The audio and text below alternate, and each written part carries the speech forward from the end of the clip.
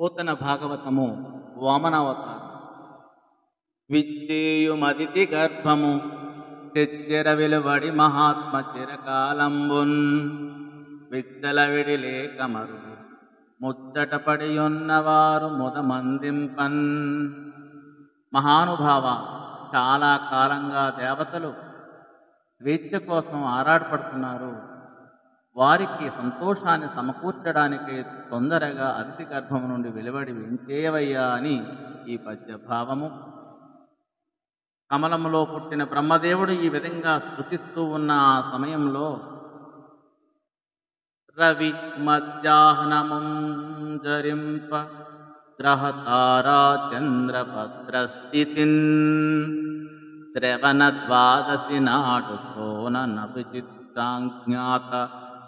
నభిజిత్సాజ్ఞాత లగ్నంబునన్ భవనాదీసుడు పుట్టే వామనగతిన్ పుణ్యావ్రతోపేతకున్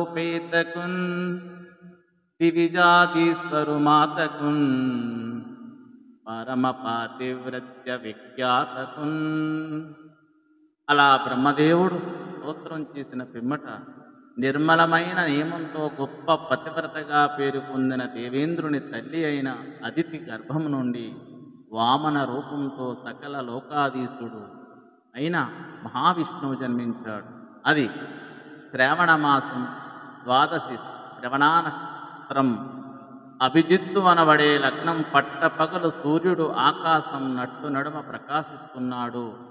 గ్రహాలు, చంద్రుడు, నక్షత్రాలు ఉచ్చ దశలో ఉన్నాయి అని ఈ పద్యభావము.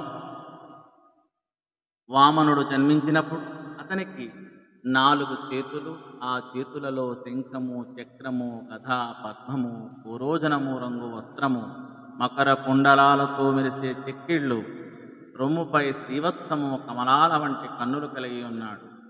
9 మూగిన అందమైన వనమాల అనగా వైజయంతిమాల మెడలో కదులుతున్నది. రత్నాలు కూర్చిన బంగారు వడ్డానం, బాహువులు, కిరీటము, హారాలు, కాలి అందెలు కాంతులు వెదజల్లుతున్నాయి. రమణీయమైన కంఠభాగాన కౌస్తుభమని మెరుస్తుంది. అతని రూపం అఖిల జనుల మనస్సులను ఆకర్షిస్తున్నది అని భావము. ధన్యవాదము.